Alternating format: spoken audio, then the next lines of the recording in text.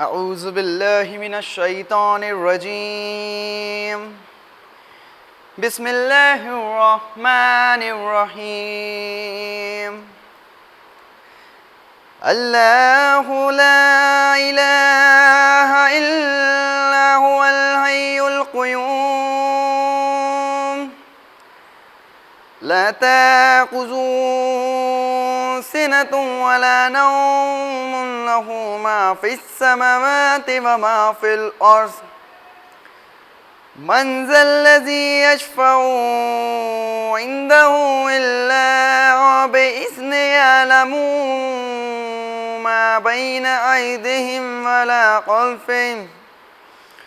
وما خلفهم ولا يحيطون بشيء من علمه إلا بما شاء وسع كرسيه السماوات والأرض ولا يؤوده حفظهما وهو العلي العظيم لا إكراه في الدين قد تبين الرشد من الغي فمن يكفر بالطاغوت ويؤمن بالله فقد استمسك بالعروة الوثقى لا انفصام لها والله سميع عليم الله ولي الذين آمنوا يخرجوهم من الظلمات إلى النور والذين كفروا أولياءهم الطاغوت يخرجونهم من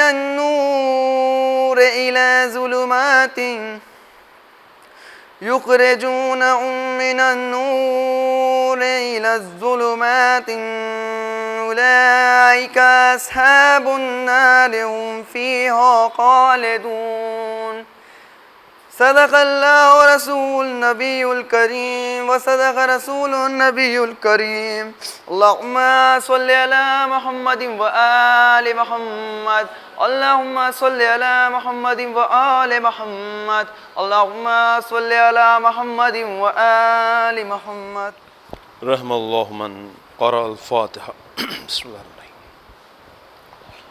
الرحمن الرحیم مالک یوم الدین إياك نعبد نستقیم الصراط الذین أنعمت عليهم غير المغضوب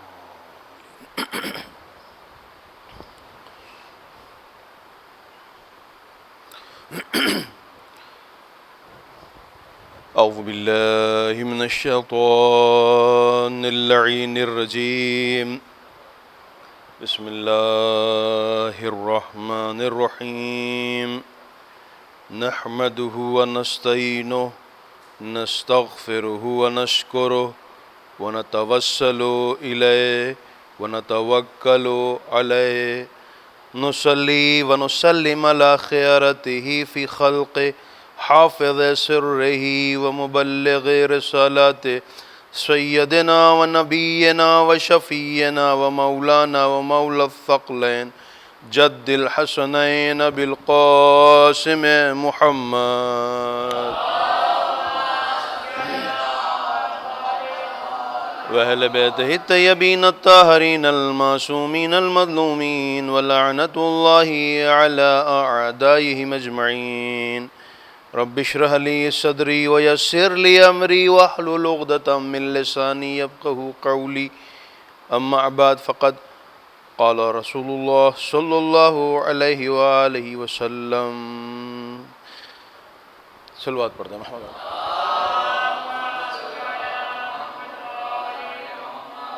ایک مرتبہ سورہ حمد و تین مرتبہ سورہ اخلاص صلاۃ فرما کہ جملہ مومنین والمؤمنات مسلمین والمسلمات آپ نے تمام مرحومین کے لیے بالخصوص صاحب خانہ کے تمام مرحومین کے لیے بالاخص مرحومہ افسری بیگم بنت اقبال حسین صاحب کے اوپر سال فرما دیں بسم اللہ الرحمن الرحیم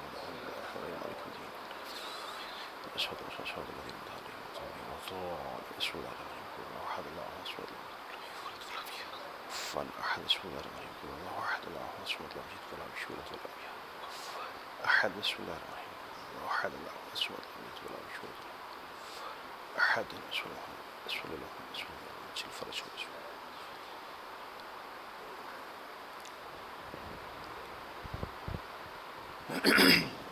ایک صلوات پڑھ دے محمد والے پر.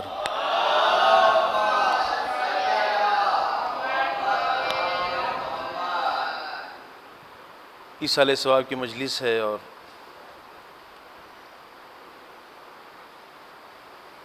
اموات بہت زیادہ ہو رہی ہیں. واقعاً یہ وبا چل رہی ہے.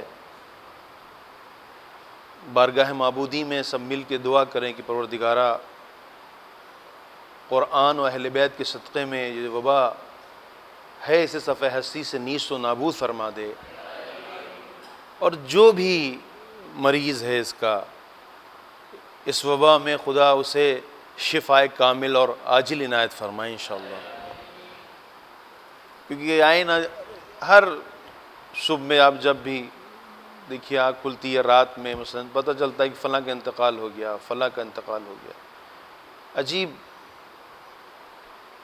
وحشت ہے، عجیب دہشت ہے. لیکن یہ بات سچ ہے کہ کل نفس ذائقۃ الموت، ہر نفس کو موت کا مزہ چکھنا ہے. یہ ہم بے ساختہ جب کسی کے انتقال کی خبر سنتے ہیں تو فوراً ہی بے ساختہ زبان سے نکلتا ہے انا للہ و انا الیہ راجعون، ہم اللہ کے لیے ہیں اور اسی کی طرف واپس جانا ہے. تو یہ تو فیکٹ ہے کہ جو پیدا ہوا ہے اس کو جانا ہے، اور جانا ہے تو اس نے کیا آمادگی کر رکھی اپنے لیے. کیونکہ یہ تو صحیح ہے کہ اب یہاں رہنا نہیں ہے انسان کو. اس نے یہاں کتنا محکم گھر بنوایا ہے، کتنا قوی گھر بنوایا ہے، کتنے زیادہ گھر ہیں اس کے، کتنی بڑی گاڑیاں اس کے پاس، کتنا جاؤ مقام منصب ہے. وہ سب یہیں رہ جائے گا. جو جائے گا وہ اس کے اعمال ہیں، وہ اس کے افعال ہیں، وہ اس کا اخلاق ہے، وہ اس کا کردار ہے. آپ نے دعا سنی ہوگی، دعائے عدلیہ ہے نا. یہ اگر آپ دیکھیں تو جوشن کبیر سے پہلے یہ دعا جو ہے شیخ عباس قمی نے مفاتیح الجنان میں نقل کی ہے. دعائے عدلیہ بہت زبردست دعا ہے. یہ جس طرح سے روایت میں ہے کہ دعائے کمیل کا زندگی میں ایک بار پڑھنا ضروری ہے. کم سے کم بھائی ایک ہی بار دعائے کمیل کو پڑھ لو. اسی طرح سے اس دعا کے لیے بھی کہا گیا ہے کہ کم سے کم زندگی میں ایک بار اس دعا کو ضرور پڑھو. دعائے عدلیہ یعنی ہے عدول سے ہے، عدول ہے نا، عدول سے یعنی عدول یعنی پلٹنا، یعنی باطل سے حق کی طرف پلٹنا، باطل سے حق کی طرف پلٹنا. یعنی ابھی جو ہماری زندگی گزر رہی ہے وہ کیسی ہے ہر آدمی بہتر جانتا ہے کہ کتنی دینداری کی زندگی گزار رہا ہے، وہ بہتر جانتا ہے. اتباع اللہ کی کتنی پرسنٹ کر رہا ہے اور شیطان کی کتنی پرسنٹ اتباع کر رہا ہے، کتنا کہنا اللہ کا مان رہا ہے اور کتنا اپنے ہوا اور ہوس کا اس دنیا کا مان رہا ہے. ہر آدمی بہتر طریقے سے جانتا ہے، اس کو بتانے کی ضرورت نہیں ہے. لہٰذا وہ خود ڈیسائیڈ کر سکتا ہے کہ وہ جنت میں جانے کے لائق ہے یا جانے کے لائق نہیں ہے. عزیزو مر کے جانا سب کو ہے، سب چھوٹ جائے گا. یعنی کچھ جانے والا نہیں ہے یہاں سے. جتنا کمایا ہے اس میں سے صرف خالی جو لباس پہنا ہے وہی ہوگا بس. اس کے علاوہ پیسہ نہیں کام آئے گا. وہی لباس ایک آدمی کا، وہی ایک کھرب پتی مرا ہے، وہی ایک رکشے والا مرا ہے، دونوں کا لباس سیم ہے. یعنی اس کا نہیں ہے کہ اس کے ہیرے موتی اور جواہرات ٹکے ہوئے ہوں اس کا سادہ ہے. نہیں، کا جو امیر مرا ہے اس کا بھی وہی لباس ہوگا، جو غریب مرا ہے اس کا بھی وہی لباس ہوگا. کوئی فرق نہیں ہے. ہو سکتا ہے ایک بہت بڑا امیر آدمی اس نے جو ہے وہ قبر اچھی جگہ کھدوائی ہو، ایک غریب آدمی بجائے اس نے کہیں ایسے ہی دفن کر دیا گیا ہو. لیکن قبر بھی تبدیل ہو جاتی ہے انسان کے افعال سے، چینج ہو جاتی ہیں قبریں. تو پتہ چلا جو مین ہے وہ کیا ہے، وہ انسان کا عمل ہے، جانا ہے ہمیشہ تیار رکھنا اب چاہیے انسان کو. تو میں دعائے عدلیہ کے سلسلے میں گفتگو کر رہا تھا. دعائے عدلیہ وہ دعا ہے کہ جس کے لیے کہا گیا ہے کہ زندگی میں ایک بار ضرور پڑھے، اور جب حالت احتضار ہو، احتضار یعنی جب روح قفص انصری سے پرواز کرنے والی ہو اور دیکھ رہا ہو کہ نہیں اب اس کی جو مطلب زندگی ہے وہ ختم ہونے والی ہے، تو ایسی صورت میں اس کے سرہانے اس دعا کو پڑھا جائے، اور ایسے پڑھا جائے کہ وہ اس کی تکرار کرے. بہت اہم ہے یہ دعا، ایسی ہے کہ جس میں انسان باطل سے حق کی طرف پلٹ رہا ہے. احتضار کے معنی اب کیا ہے؟ دیکھو امام جعفر صادق صلی اللہ فرماتے ہیں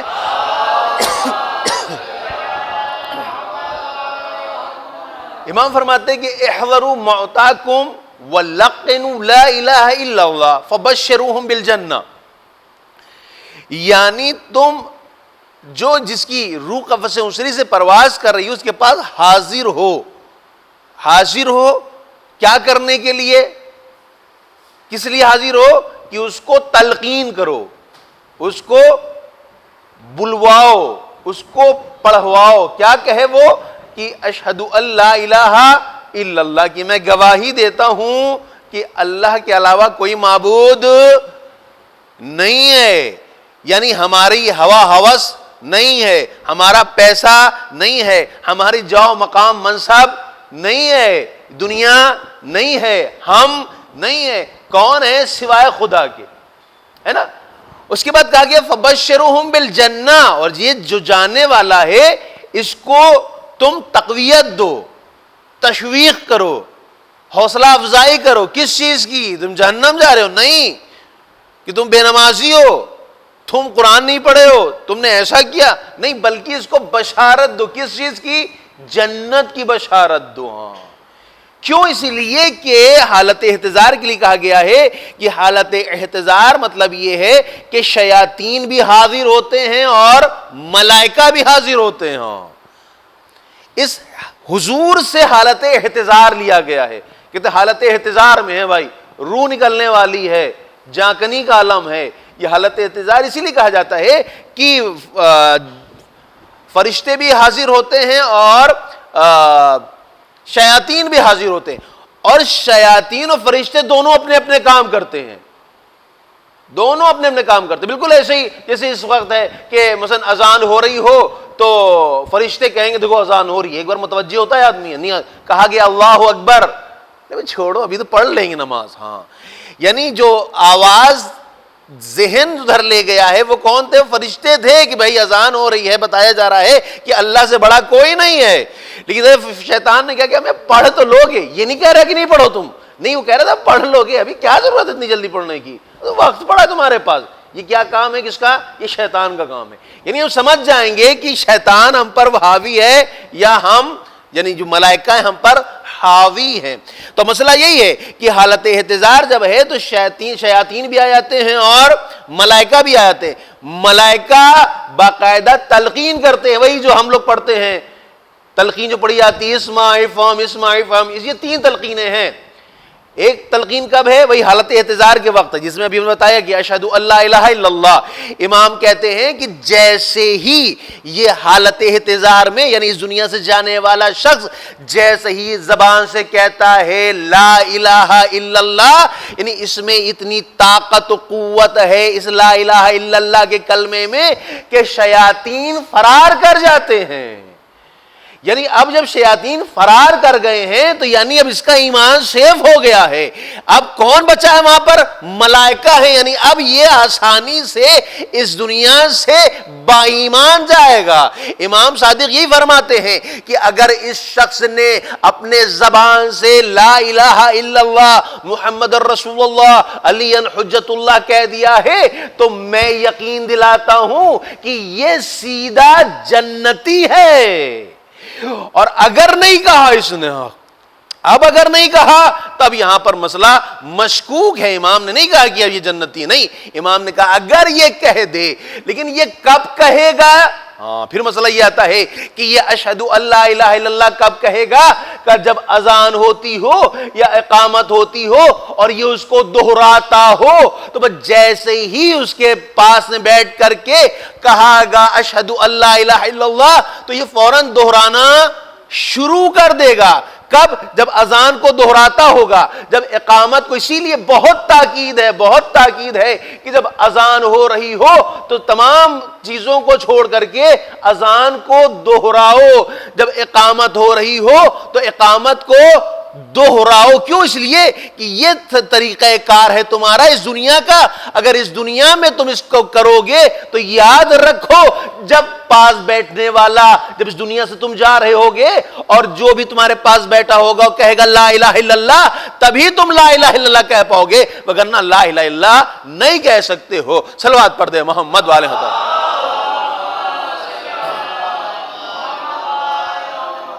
ہے نا۔ یعنی یہ لا الہ الا اللہ میں اتنی قوت اور اتنی طاقت ہے، یہ وجہ ہے کہ اگر کوئی غیر مسلمان کہہ دے اشہد اللہ الہ الا اللہ، اشہد ان محمد رسول اللہ، اشہد ان علی حجت اللہ، تو اب اس کو غسل کرنے کی ضرورت نہیں ہے، اس کو لباس چینج کرنے کی ضرورت نہیں ہے، بلکہ اس کلمے نے اس کے جسم کو بھی پاک کر دیا ہے، اس کے لباس کو بھی پاک کر دیا ہے۔ ایک صلوات پڑھ دیں محمد والے پر۔ لہٰذا یہ روایت میں ہے کہ یہ جو دعائے عدلیہ ہے اس کو پڑھے، خود پڑھے، یعنی زندگی میں ایک بار ضرور پڑھو۔ یہ مہینہ جو چل رہا ہے اس میں بہت تاکید ہے، اس لیے کہ رحمتوں کا مہینہ ہے، یہ برکتوں کا مہینہ ہے، یہ مغفرت کا مہینہ ہے، یہ توبہ قبول ہونے کا مہینہ ہے، یہ دعاؤں کے مستجاب ہونے کا مہینہ ہے۔ لہٰذا یہ وہ مہینہ ہے جس میں اللہ بلا رہا ہے، بھائی آؤ، تمہیں کیا چاہیے، اب ہمارے اوپر ہے، ہم لیں اور چاہے نہ لیں۔ لہٰذا بہت تاکید ہے ماہ مبارک رمضان میں دعائے عدلیہ کے پڑھنے کی۔ لہٰذا اب دعائے عدلیہ میں ہے کیا؟ کہ دعائے عدلیہ میں یہی ہے کہ اللہ گواہی دیتا ہے کہ اس کے علاوہ کوئی معبود نہیں ہے، ملائکہ گواہی دیتے ہیں اور عالم گواہی دیتے ہیں کہ اللہ کے علاوہ کوئی معبود نہیں ہے، اور دین جو اللہ کے نزدیک ہے وہ دین کون سا ہے؟ اسلام ہے۔ ان الدین عند اللہ اسلام۔ یعنی پتا چلا یہ دعائے عدلیہ پڑھنے والا انسان جیسے ہی ان الفاظوں کو پڑھے گا کہ اللہ کے علاوہ کوئی معبود نہیں ہے، تو پھر اپنے آپ کو، اپنے کاروبار کو، اپنے افعال کو، اپنی فکر کو ضرور دیکھے گا کہ ایسا ہے کہ نہیں ہے، آیا اللہ ہمارے ہاں پایا جا رہا ہے یا اللہ پایا نہیں جا رہا ہے۔ اگر اللہ پایا جا رہا ہے ہمارے تمام کاموں میں، ہم تمام کاموں کو قربتاً اللہ کہہ کر کے انجام دے رہے ہیں، تو اس کا مطلب یہ ہے کہ یہ کام آنے والی چیز ہے۔ اگر ہمارے افعال میں، کاموں میں اللہ نہیں پایا جا رہا ہے تو متوجہ ہو جائے، اس لیے کہ کام اللہ ہی آئے گا، کوئی دوسرا کام آنے والا نہیں ہے۔ ایک صلوات پڑھ دیں محمد والے محمد۔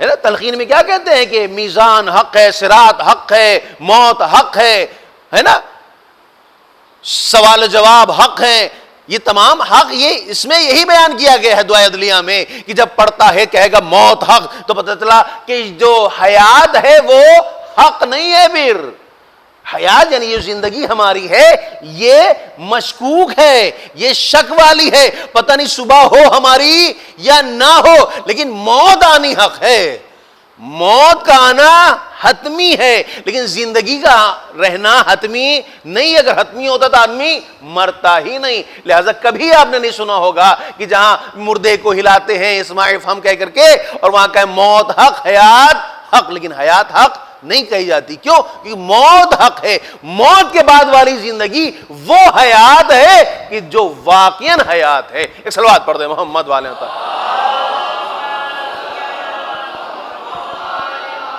جس میں اسی دعا میں بیان کیا گیا ہے کہ قرآن کتاب الہی ہے جو اللہ نے نازل کی ہے، جو محمد پر نازل کی گئی ہے۔ اس کے بعد پھر رسول کون ہیں؟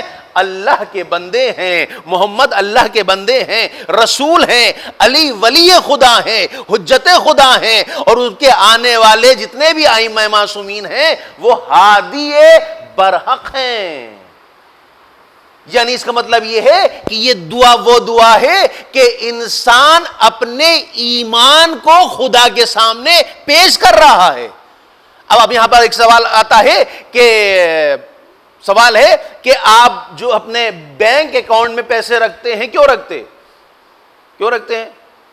تاکہ آپ کو جب وقت ضرورت ہو اس وقت یہ آسانی سے نکالنا. اس لیے گھر میں رہیں گے تو خرچ ہو جائیں گے.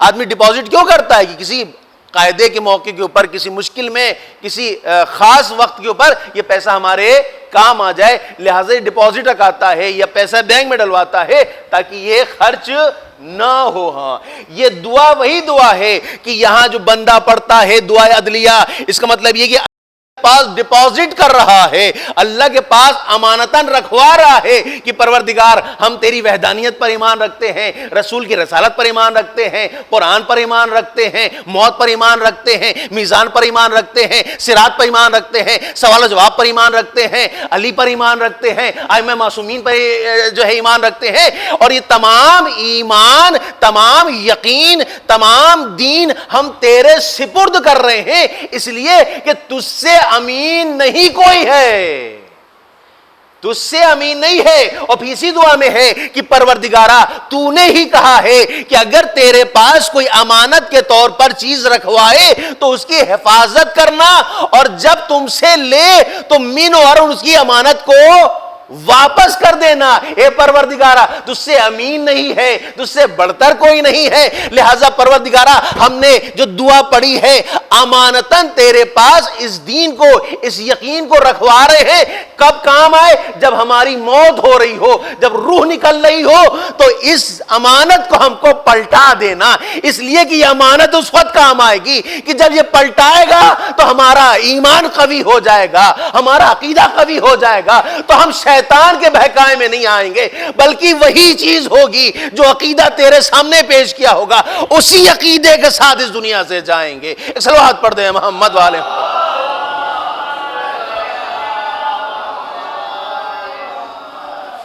ایک اور صلوات پڑھ دیں.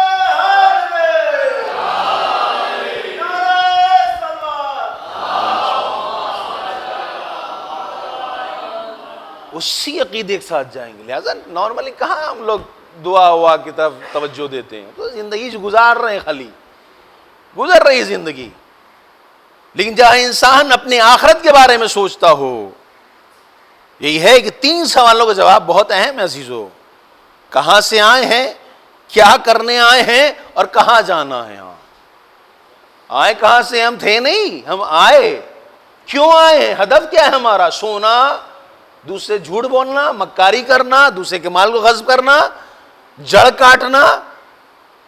ابھی واپس کہاں جانا ہے؟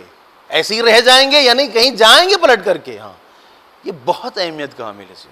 یہ وہ 3 سوال ہیں کہ جس سے انسان کا پوری زندگی جو ہے وہ صحیح اور سالم بن سکتی ہے، اپنے آپ کو اپڈیٹ کر سکتا ہے. آیا کہاں سے ہے؟ خدا کی طرف سے. کیوں بھیجا گیا ہے؟ تاکہ اس کی اطاعت کی جا سکے، اس کی فرما برداری کیا جا سکے. بس جہاں انسان یہ سوچے گا اللہ کی کیا سے آئے ہیں اور آئے کس لیے، تاکہ اللہ کی عبادت کریں، اس تمام افعال و اعمال میں ہم اللہ کو حاضر و ناظر رکھ کر کے کام کریں. لہٰذا واپس جائیں گے تو اللہ کے پاس جائیں گے. ہمارے پاس کل سرمایہ کیا ہے؟ وہ یہی ہے کہ پروردگار تیرے پاس سے آئے تھے، جو تو نے بتایا اس کو انجام دیا، اور اگر انجام نہیں دیا تو اس کے بعد ہم نے توبہ کی، استغفار کیا، تو نے معاف کر دیا. اب تیری بارگاہ میں آئے ہیں، تو بزرگ برتر ہے، تو معاف کرنے والا ہے. لہذا اللہ یہی کہہ رہا ہے کہ ہم توابین کو دوست رکھتے ہیں، ہم توبہ کرنے والوں کو پسند کرتے ہیں. لہذا بہترین راستہ یہی ہے کہ ہم اپنی زندگی کو سنواریں عزیزوں. یہ اہل بیت علیہ السلام ہیں کہ جنہوں نے ہمارے راستوں کو کھول رکھا. یہ الگ بات ہے کہ ہم تو یہاں کے اوپر عمل ہی نہ کریں ان کی بات پر تو فائدہ نہیں ہوگا. ہم کو فائدہ اہل بیت محض جنت کے لیے تھوڑی آئے ہیں کہ ہم کو جنت پہنچا دیں گے. اہل بیت آئے اس دنیا کو بنانے کے لیے کہ اس دنیا کو تم کہتے جنت بناؤ اپنے. اگر تمہارا اخلاق تمہاری بیوی سے صحیح نہیں ہے، اگر تمہارا اخلاق تمہاری ماں سے صحیح نہیں ہے، اگر تمہارا اخلاق تمہارے بھائی سے صحیح نہیں ہے، اگر تم نے کسی مال کو غصب کیا ہے تو جنت نہیں جا سکتے ہو. کیسے جاؤ گے جنت بھائی؟ کیسے چلا جائے گا آدمی جنت؟ جنت کب جائے گا؟ کہا جب تم نے عمل کیا ہو، یا اگر کوتاہی ہو گئی ہے، اب تم نے کہا پروردگار معاف کر دینا، وہ نہیں سمجھے تھے، ہوا ہوس کا شکار ہو گئے تھے، دنیا کی بات مان رہے تھے، اپنے نفس کے اسیر ہو گئے تھے، لیکن معبود اب سمجھ گئے ہیں، لہذا اب تیری ہی بات مانیں گے۔ اللہ کہے گا ٹھیک ہے چلو معاف کرتے ہم تمہیں، اور ویسا بناتے جیسے تم ابھی شکم میں ماں سے باہر نکل کے آئے ہو، ویسے ہی پاک و پاکیزہ ہو، ویسے ہی معصوم ہو۔ ایک صلوات پڑھ دیں محمد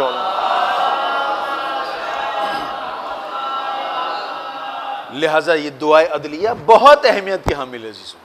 التماس ہے کہ اس دعا کو یقیناً پڑھیں اگر ہم اپنے ایمان کو صحیح و سالم رکھنا چاہتے ہیں تو، وگرنہ بل انام کل مدل واولئک هم الغافلون۔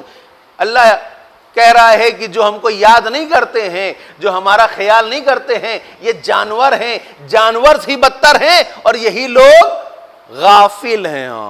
یہی لوگ غافل ہیں۔ لہذا غافل کیوں ہیں؟ کیونکہ ہم نے ابھی سوچا ہی نہیں کہ ہم کو مر کے جانا ہے، ہم نے کبھی سوچا ہی نہیں کہ ایک کنجسٹڈ جگہ میں ہے، پہلے 12x12 میں رہتے تھے، اب بالکل تنگ جگہ آ گئی ہے، پہلے جو ہے وہ لائٹ چلی جائے تو انورٹر تھا، ابھی تو اندھیرا ہی اندھیرا ہے، پہلے گرمی ہوئی تو اے سی چالو کر لیا، ابھی تو گرمی ہی گرمی ہے۔ لیکن ان تمام چیزوں کو ہم کیسے ختم کریں؟ کیونکہ انسان میں اللہ نے رکھا ہے یہ، بھئی انسان اپنی زندگی کو عیش و آرام سے گزارنا چاہتا ہے۔ کوئی آدمی نہیں کہتا نہیں صاحب ہم تو دکھ بھری زندگی گزار لیں گے، کوئی نہیں چاہتا اصلاً۔ کیوں؟ اس لیے کہ انسان کے فطرت میں اللہ نے اس چیز کو رکھا ہے کہ انسان اپنی زندگی اچھے سے گزارے، لیکن اچھے سے کب گزرے گی زندگی اس کی؟ اچھے سے زندگی اس وقت گزرے گی جب وہ اللہ کی باتوں پر عمل کرے گا۔ ایک صلوات پڑھ دیں محمد والے پر۔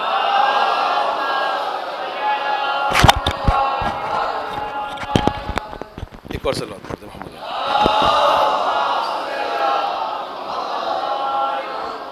اب میں مثال دے دوں تاکہ بات اور واضح ہو جائے کہ اللہ کی بات پر عمل کر کے ہی ہماری زندگی اچھی گزر سکتی ہے، اس کے علاوہ زندگی اچھی نہیں ہو سکتی عزیزوں۔ مثال دے دیں، مثلا جو پیڑ لگا ہوا ہے، آپ دیکھیں، آپ جو سینچائی کرتے ہیں، ہے نا، سینچائی اپنے دل سے کرتے ہیں یا نہیں، بلکہ فطرت کا تقاضا یہ ہے کہ پانی سے ہی سینچائی کی جائے۔ کیسے سینچائی کرتے ہیں؟ پیٹرول سے کوئی سینچائی کرتا ہے؟ ڈیزل سے یا کوئی لیکوڈ چیز سے؟ کیسا اسپرائٹ وائٹ ہے اور مہنگی آتی ہے، ہم پانی سے نہیں، اپنے کیا میں اسپرائٹ سے سینچائی کرتے ہیں، کولڈ ڈرنک سے سینچائی کرتے ہیں۔ اگر آدمی کرے گا تو اس کی لوگ مذاق اڑانے لگیں گے، اس کا دماغ خراب ہو گیا ہے، ابھی اتنی گرمی نہیں پڑ رہی ہے لیکن پتہ نہیں کیا ہو گیا بیچارے کو۔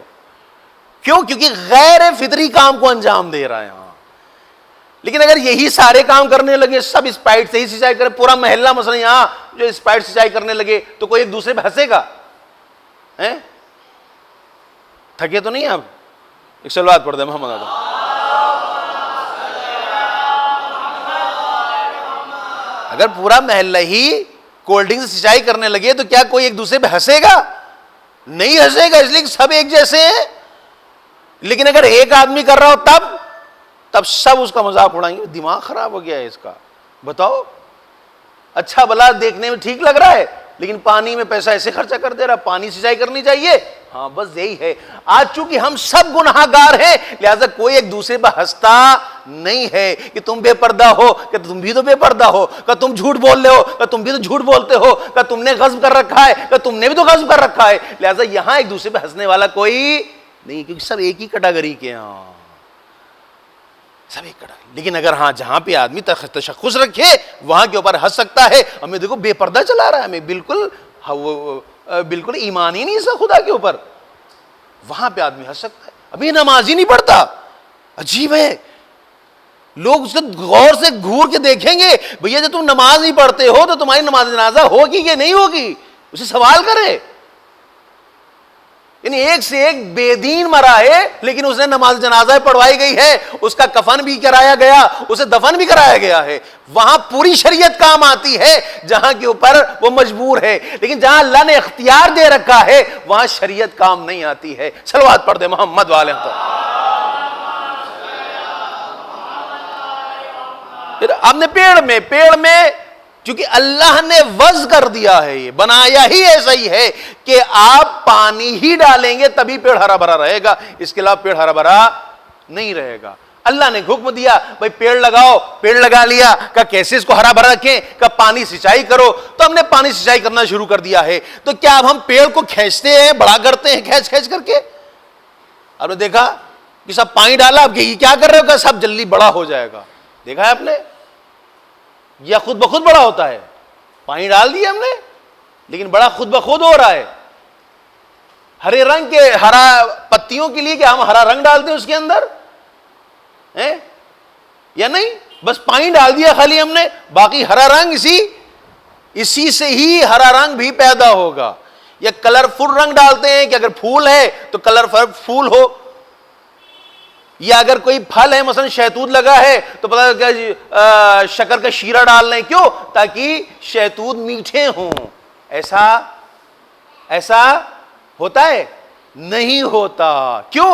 کیونکہ آپ سے کہا گیا، اللہ کہہ رہا ہے کہ آپ صرف اور صرف پانی ڈالو، اس کے علاوہ تمہارا کام نہیں ہے۔ نہ تم بڑا کر سکتے ہو، نہ تم ہرا کر سکتے ہو، نہ تم میٹھا کر سکتے ہو، نہ تم پھل نکال سکتے ہو، نہ تم پتیاں نکال سکتے ہو۔ بس کام تمہیں وہ کرنا ہے جو ہم تمہیں کہہ رہے ہیں، باقی ساری ذمہ داری میری ہے۔ بس یہی انسان ہے، اللہ یہی کہہ رہا ہے کہ تم ہماری اتباع کرتے چلے جاؤ، ہماری اطاعت کرتے پھر سب کچھ ہم دیں گے۔ رزق ہم دینے والے ہیں، دھڑکن ہم دینے والے ہیں، بینائی ہم دینے والے ہیں، سماعت ہم دینے والے ہیں، منزلت ہم دینے والے ہیں، عزت ہم دینے والے ہیں، موت ہم دینے والے ہیں، جنت ہم دینے والے ہیں، بخشش ہمارے اوپر ہے۔ بس تم سے کہا جا رہا ہے اطاعت کرتے چلے جاؤ۔ بس اگر اطاعت نہیں کرو گے تو ادھر بھی کچھ نہیں ملے گا۔ صلوات پڑھ دے محمد والے۔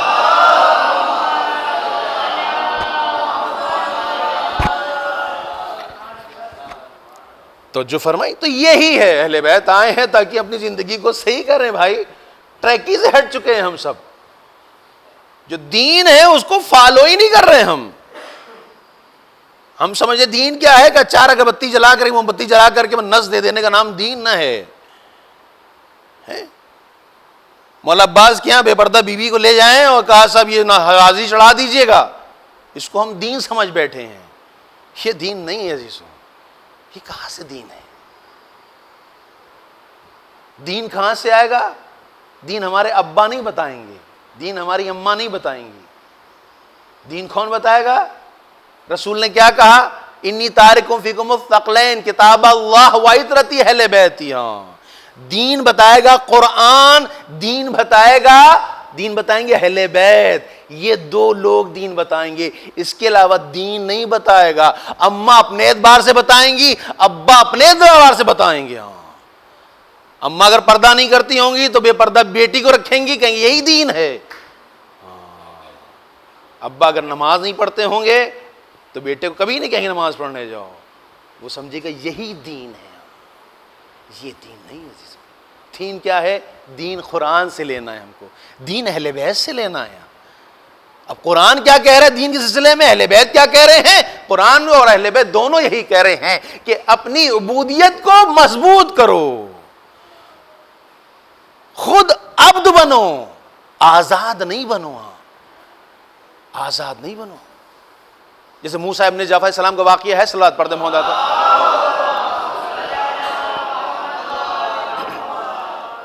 امام موسیٰ ابن جعفر علیہ السلام کا واقعہ ہے کہ ایک شخص تھا بہت گناہ گار خطا کار۔ اب تو ہم لوگ یہاں بھی گانوں کی صدائیں کم ہو گئی ہیں، ہے نا، کم ہو گئی ہیں، ابھی ختم نہیں ہوئی، لیکن ہاں ابھی پہلے کی بنسبت جو ہے بہت کم ہو گئی ہیں۔ پہلے زور زور چلا کرتے تھے گانے، ایک دم پورا محلہ سنے، ان کا نہیں اچھا لگتا تو ان کی طرف کان بڑھا دے، ان کا سننے لگے۔ لیکن ابھی جو ہے ایسا نہیں ہوتا ہے، اب آدمی خود ہی سنتا ہے، کان میں لگا لیا کہ خود ہی جو ہے رہو ٹھیک ہے، اور نہیں تو اب واٹس اپ کر دیا کہ تم سنو بھیا اس کو لو، اور گناہ کو جو ہے وہ آگے بڑھا رہا ہے۔ یہ اجتماعی گناہ ہوتا ہے کہ تم سب مل کر کے جہنم میں رہیں گے، بھائی دوستی ہے تو وہاں بھی رہیں گے، یہ کون سی بات ہوئی تم جنت میں رہو گے، ہم جنت میں رہیں گے، نہیں تم بھی اس گانے سنو مطلب، یا تم بھی یہ جو ہے وہ فلم دیکھو، دیکھ کر کے برباد ہو جاؤ۔ نہیں، اللہ نے کہا ہے نہیں، صحیح نہیں ہے اصلاً۔ یہ کہاں وہ کرو کہ جو تمہیں فائدہ پہنچانے والا ہو۔ اگر ہم نے ایک ایسی چیز واٹس اپ کر دی ہے جو اصلاً گناہ تھی، یہ جہاں تک جائے گی یہ سب گناہ ہمارے اوپر آتے رہیں گے، مرنے کے بعد بھی آتے رہیں گے. پتہ چلا مر گئے ہم کا ایک آیت طور سے دیا، کیا ہو گیا اب تو مر گئے ہیں بھائی، اب تو کوئی عمل نہیں کرے، گناہ نہیں کرے، کہ نہیں یہ فلاں چیز تم نے فلاں بھیجی تھی نا وہ دیکھ رہا ہے اس لیے پڑھا ہے تمہارے. لیکن یہ اگر اچھا کام کرے ہاں تو مرنے کے بعد بھی یہ اچھائی اس کے پاس آتی ہے. یہی وجہ ہے کہ کہا گیا ہے پیسے کو مسجدوں میں خرچ کرو، امام باڑوں میں خرچ کرو، پانی کی سبیل لگاؤ. یہ وہ چیزیں ہیں کہ جو جاریہ ہے، صدقہ جاریہ ہے. جب جب نماز پڑھی جائے گی تم کو ثواب ملے گا، جب جب مجلسیں ہوں گی تم کو ثواب ملے گا، جب جب پانی پیا جائے گا تم کو ثواب ملے گا. ایک صلوات پڑھ دیں محبت والوں تک. امام موسیٰ جعفر السلام کے واقعہ زمانے کے واقعہ ہے کہ امام جا رہے تھے، ایک جگہ زبردست گانا، میوزک. جیسے ہی وہاں مولا قریب پہنچے، ایک کنیز تھی وہ کوڑا پھینکنے کے لیے آئی. جب کوڑا پھینکنے آئے تو مولا نے اس سے پوچھا کہ یہ بتاؤ یہ گھر عبد کا ہے یا آزاد کا ہے؟ عبد یعنی غلام کا ہے یا آزاد کا ہے؟ تو کنیز کہتی ہے نہیں یہ آقا کا گھر ہے، یہ آزاد کا گھر ہے. امام نے کہا تم نے صحیح کہا، یہ عبد کا گھر نہیں ہے، یہ آزاد کا گھر ہے. اگر عبد کا گھر ہوتا تو کبھی ایسی آوازیں اس گھر سے نہ آتی. اب یہاں پہ رک کر کے ایک جملہ ہم اپنے آپ سے پوچھیں کہ ہمارا گھر کون سا گھر ہے؟ آزاد کا گھر ہے یا عبد کا گھر ہے؟ ہم اپنی بیوی کو بے پردہ نکال رہے ہیں یا با پردہ نکال رہے ہیں؟ ہم اپنے بچوں کو قرآنی تعلیمات دے رہے ہیں یا بالکل قرآن سے بے بہرا رکھا ہے ہم نے؟ ہم بھی سمجھ سکتے ہیں ہم عبد ہیں یا آزاد. امام نے کہا کہ یہ گھر عبد کا نہیں ہو سکتا ہے، یہ آزاد کا ہے. جب یہ کنیز واپس پہنچی تو اس کے جو مالک تھا اس نے کہا دیر کیوں ہو گئی؟ کہا کوئی شخص تھا وہ پوچھ رہا تھا آپ کے بارے میں کہ یہ گھر کس کا ہے، کہ عبد کا ہے یا آزاد کا ہے. تو میں نے کہا یہ نہیں آزاد کا ہے، آقا گھر ہے، یہ غلام کا گھر نہیں ہے، یہ میں خود کنیز ہوں اس کی. کہا کیوں؟ کہا چونکہ کہا پھر یہ کہا کہ یہ جو آوازیں آ رہی ہیں یہ بات کو دلیل ہے اس بات کی، یہ بات ثابت کرتی ہیں کہ یہ آزاد ہی کا گھر ہے، عبد کا گھر نہیں ہو سکتا. وہ جیسے ہی سنا اس نے اس کے دل میں جا کے بات پیوست ہو گئی. یہ برہنہ پیر بھاگا اور بھاگ کر کے امام کے قدموں پہ گر جاتا ہے، کہتا ہے مولا آپ نے میری ہدایت فرما دی ہے، لہٰذا میں معافی چاہتا ہوں، میں بہت شرمندہ ہوں، میں آزاد رہنا نہیں چاہتا بلکہ میں عبد ہی بن کے زندہ رہنا چاہتا ہوں. کیا ہماری بخشش ہو سکتی ہے؟ امام نے کہا پروردگار ارحم الراحمین ہے، وہ بخشنے والا ہے. اگر تو نے معافی مانگی ہے اور دل تم نے طے کر لیا کہ آج کے بعد سے گناہ نہیں کریں گے تو یقیناً اللہ بھی نے بھی معاف کیا ہے، میں بھی تمہیں معاف کرتا ہوں. ایک صلوات پڑھ دے محمد آدھا.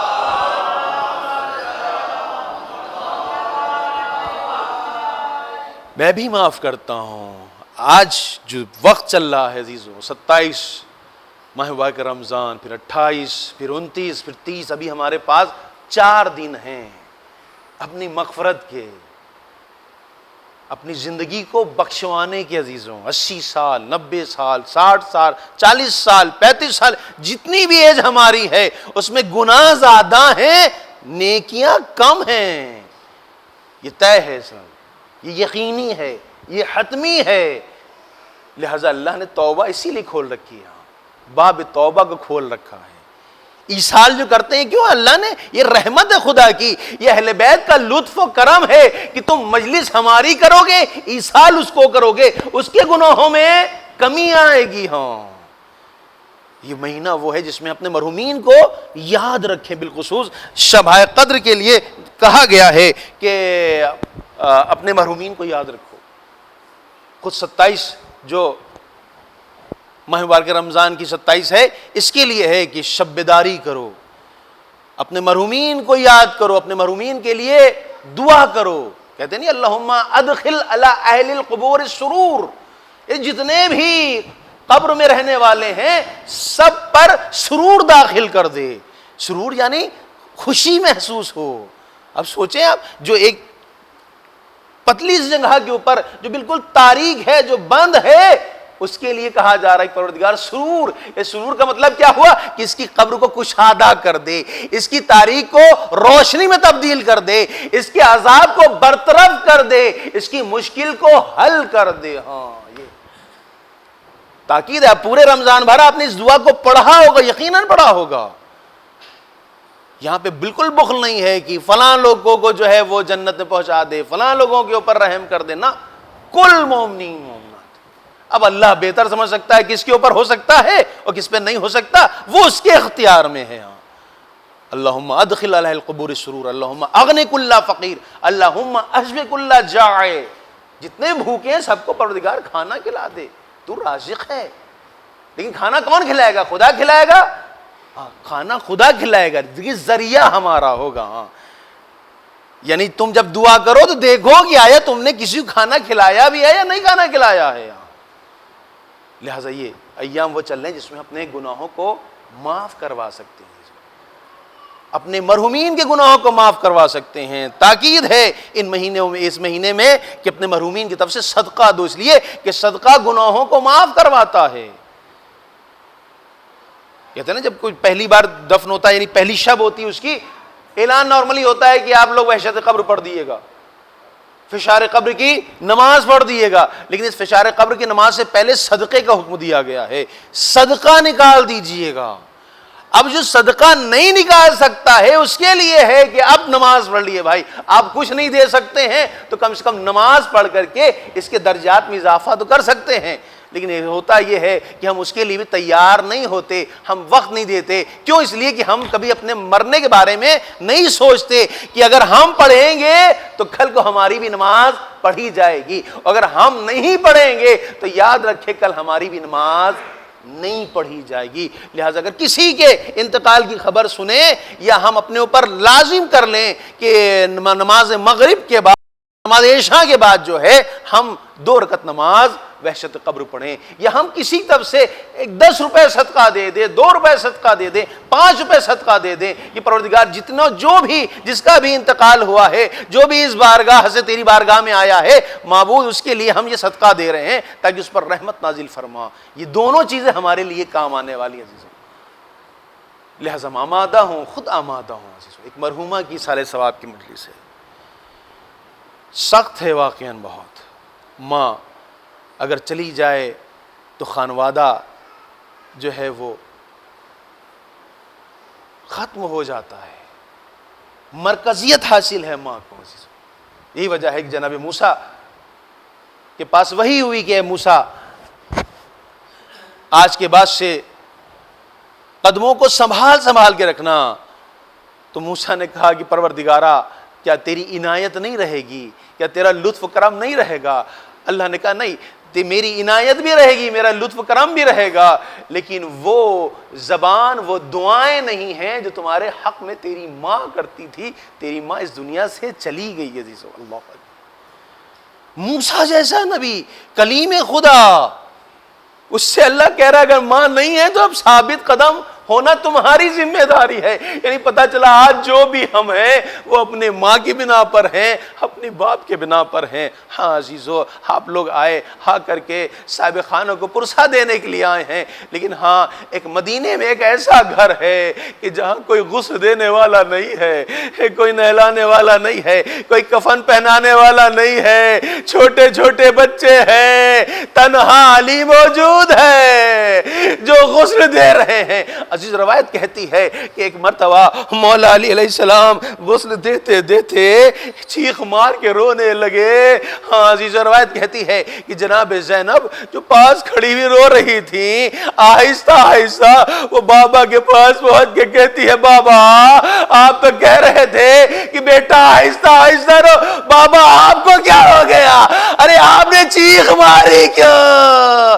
ایک مرتبہ بیٹی کو سینے سے لگایا مولا نے, کہا اے زینب کیا تیری ماں نے کبھی تجھ سے کچھ بتایا تھا؟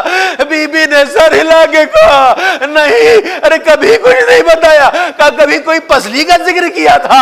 کہا بابا کوئی پسلی کا ذکر نہیں کیا. کہا میں نے بھی ماں سے پوچھا تھا، اے اماں آپ جب اٹھتی ہیں یا بیٹھتی ہیں، ارے ایک ہاتھ سے اپنی پسلیاں پکڑنے کیوں رہتی ہے؟ تو ماں کہتی تھی اے بیٹا مجھے بہت سکون ملتا ہے. مولا کہتے ہیں اے زینب، ارے تیری ماں کی پسلیاں شکستہ ہے.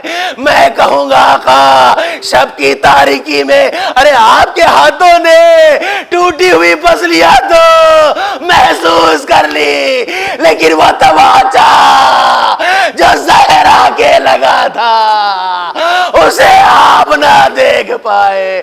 ارے یہ تماچا تو امام حسن نے دیکھا تھا جو جوانی تک یاد تھا. ارے جب اس گلی سے گزر ہوتا تھا یا وہ گلی نظر آتی تھی جس گلی میں وہ ملور رہتا تھا، مولا چیخ چیخ کے روتے تھے.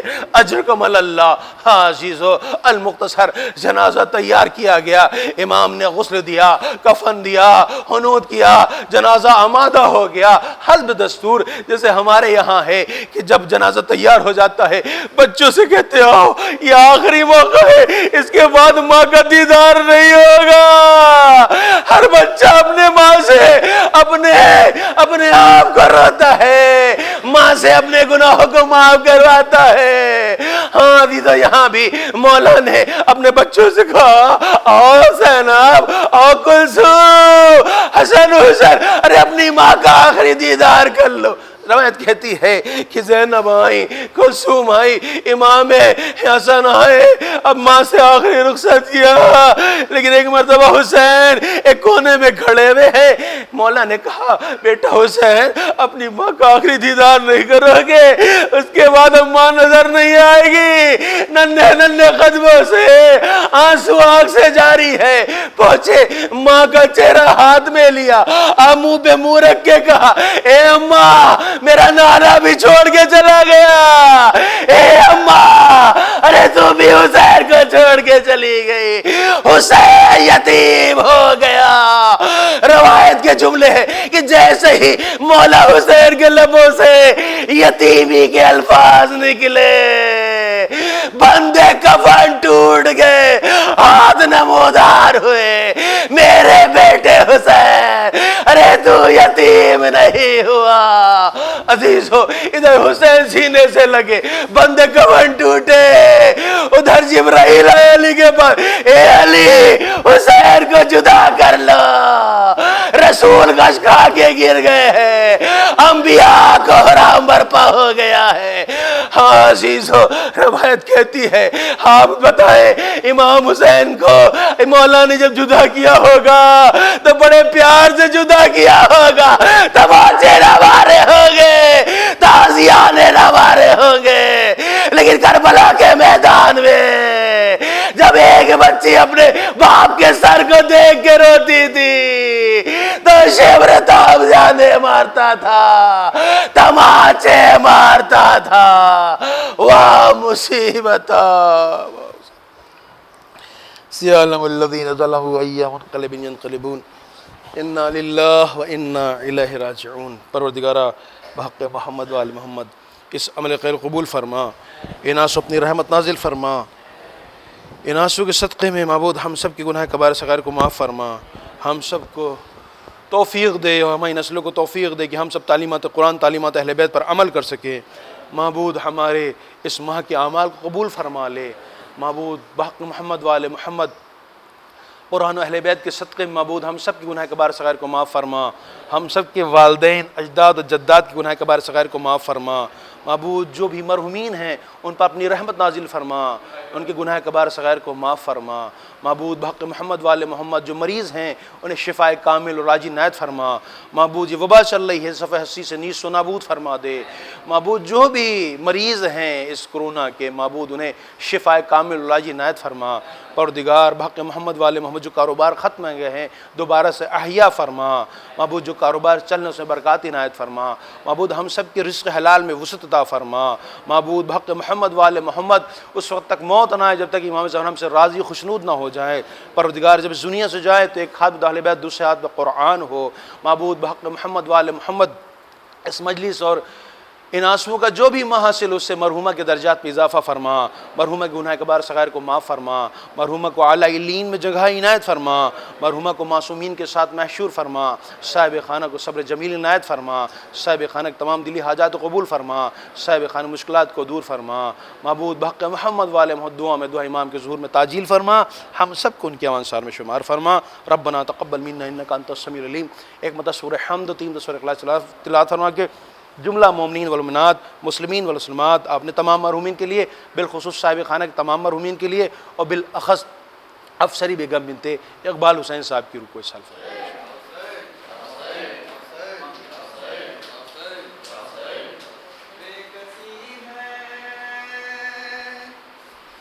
بے کسی ہے، بے کسی ہے، بے کسی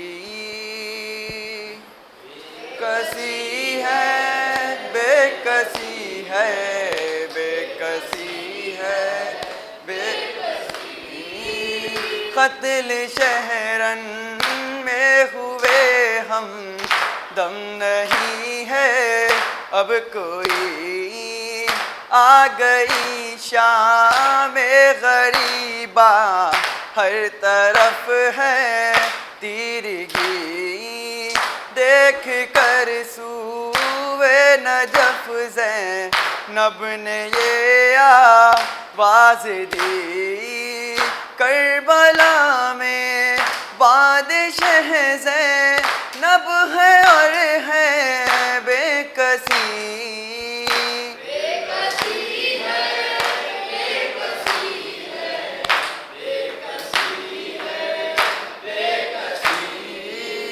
چھٹ گئے بھائی بھتیجے اور چھوٹا ہے وطن، ساقیے کوثر کی بیٹی پر ہے یہ رن جو مہن، جس کا بھائی ہو جریہ باس جیسا وہ بہن، کربلا میں بے سرو سا ماہ اور تشنا دہن، بے کسی ہے، بے کسی ہے، بے کسی ہے، بے کسی، بے کسی ہے،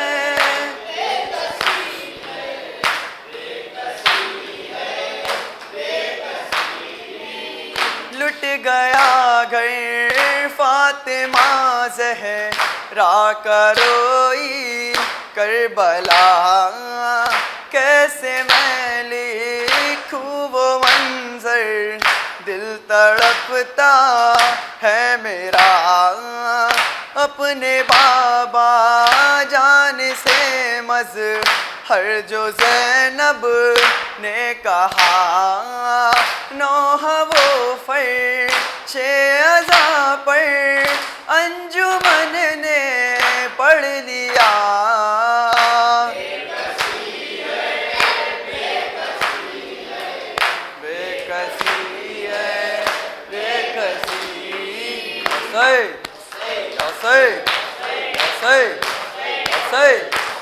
ہے، بے کسی، السلام علیکم یا ابا عبداللہ، السلام علیکم یا ابن رسول اللہ، السلام علیکم وعلی جدک و ابیک، السلام علیکم وعلی امک و اخیک، السلام علیکم جملہ شہیدان کربلا و اسیران کربلا ورحمۃ اللہ وبرکاتہ، السلام علیکم مولاي غریب الغربا، السلام علیکم معین الضعفاء والفقراء، السلام علیکم شمس الشموس یا انیس النفوس مدفون بارض طوس، السلام علیکم مغیث شیعة الزوار فی یوم الجزاء، السلام السلام علیکم یا سلطان العلب العجب یا ابو الحسن علی ابن موسی الرضا السلام علیکم ورحمۃ اللہ وبرکاتہ السلام علیکم صاحب العصر والزمان الامان الامان الامان السلام علیکم من فتنة الزمان السلام علیکم امام السب الجان السلام علیکم یا مظہر الایمان السلام علیکم یا شریک القرآن السلام علیکم یا امامنا حاضر اجل اللہ تعالی فرجک وسال اللہ تعالی مخرجک وظہورک السلام علیکم ورحمۃ اللہ وبرکاتہ اللہم صلی اللہ